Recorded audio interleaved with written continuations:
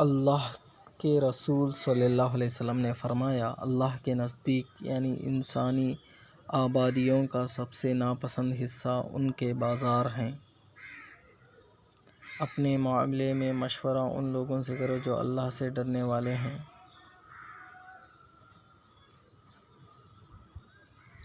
نقل کلچر کے تباہ کن نقصانات۔ دنیاوی نقصانات: نمبر 1 تعلیمی نظام اور تعلیمی معیار کی تباہی۔ نمبر 2 اخلاقی تربیت کی بربادی۔ نمبر 3 ذہین و محنتی طلباء کا استحصال۔ نمبر 4 نااہل لوگوں کا معاشرے میں اضافہ۔ نمبر 5 کرپشن، سفارش اور اخروی پروری کا فروغ۔ اخروی نقصانات: نمبر 1 دھوکہ بازی کا وبال۔ نمبر 2 رشوت لینے دینے کا گناہ۔ نمبر 3 جھوٹ بولنے کا وبال۔ نمبر 4 معاہدے کی خلاف ورزی کا جرم۔ نمبر 5 گناہ کے کاموں میں تعاون کا وبال۔ حضرت عبداللہ بن عامر رضی اللہ عنہ فرماتے ہیں کہ جب میں چھوٹا سا تھا، میرے والد نے ایک دن مجھے بلایا اور کہا، ادھر آ، میں تجھے کچھ دیتی ہوں۔ اس وقت نبی اکرم صلی اللہ علیہ وسلم ہمارے گھر میں تشریف فرما تھے۔ آپ صلی اللہ علیہ وسلم نے میری والدہ سے پوچھا، تم نے اسے کیا چیز دینے کا ارادہ کیا؟ والدہ نے عرض کیا، میں نے اسے کھجور دینے کی نیت کی۔ آپ صلی اللہ علیہ وسلم نے ارشاد فرمایا، خبردار، اگر تم اس بچے کو کچھ بھی نہ دیتی تو تمہارے اوپر ایک جھوٹ یعنی جھوٹ کا گناہ لکھ دیا جاتا۔ بچوں سے بھی جھوٹ نہ بولیں۔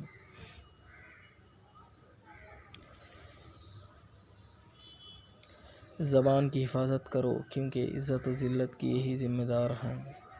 امتحانات میں اللہ کے نام کی بے ادبی۔ ایک مرتبہ خلیفہ عبد الملک بن مروان رحمۃ اللہ علیہ سے ایک سکہ گندے کنویں میں گر گیا۔ اس سکے نکالنے کے لیے انہوں نے 13 دینار یعنی سونے کی اشرفیوں کے عوض ایک مزدور کی خدمت حاصل کی۔ خلیفہ عبد الملک بن مروان رحمۃ اللہ علیہ سے کہا گیا کہ آپ ایک سکہ نکالنے کے لیے اتنے بھاری اخراجات کر رہے ہیں۔ انہوں نے جواب دیا، اس ایک سکے پر اللہ جل شانہ کا نام گرامی لکھا ہوا تھا۔ آج ہزاروں طلباء و طالبات کمرہ امتحان یعنی ایگزامینیشن ہال اور درسگاہوں سے باہر نکل کر صفحات اڑاتے اور پھینکتے ہیں۔ ان میں بہت سے صفحات ایسے ہوتے ہیں جن پر اللہ سبحانہ و تعالیٰ کا نام گرامی لکھا ہوتا ہے۔ پیارے دوستو، خود بھی اللہ سے ڈرو اور ان کے نام کی تعظیم کرو اور اپنے بہن بھائیوں، بچوں اور بچیوں کو اللہ کے نام کی بے ادبی سے ڈراؤ۔ ارشاد باری تعالیٰ ہے، اور جو شخص اللہ کے شعائر کی تعظیم کرے تو یہ بات دلوں کے تقوی سے حاصل ہوتی ہے۔ کسی کنواری لڑکی کا نکاح اس وقت تک نہ کیا جائے جب تک اس کی اجازت نہ لی جائے۔ کربلا میں ایک طرف پانی کا دریا تھا اور دوسری طرف پیاس ہی پیاس تھی۔ حیرانگی کی بات ہے، جو پانی پیتے رہے وہ مر گئے اور جو پیاسے تھے وہ آج بھی زندہ ہیں۔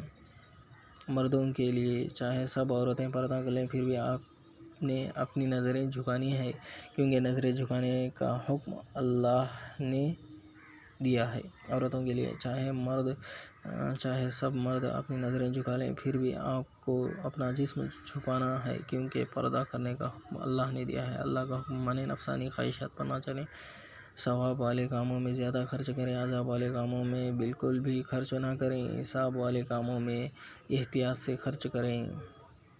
روز محشر آپ کے موبائل فون کی ایکٹیویٹیز کا بھی حساب لیا جائے گا۔ خود سے سوال کریں کہ کیا سوشل میڈیا پہ آپ کے اسٹیٹس، پوسٹ، شیئرنگ اور دیگر تمام ایکٹیویٹیز اور یوزز آپ کو جنت میں لے جائیں گے یا جنت سے دور؟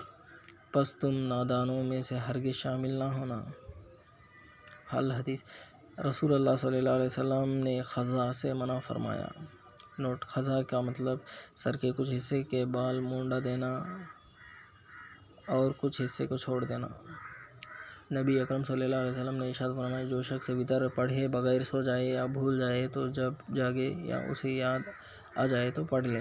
نوٹ: نماز وطر واجب ہے اور اسے پڑھنا لازم ہے۔ اگر نماز وطر اسی رات صبح صادق سے پہلے پڑھ لی جائے تو اسے ادا ہی سمجھا جائے گا، اور اگر صبح صادق کے بعد یا اگلے دن پڑھی جائے تو اسے قضا کہا جائے گا۔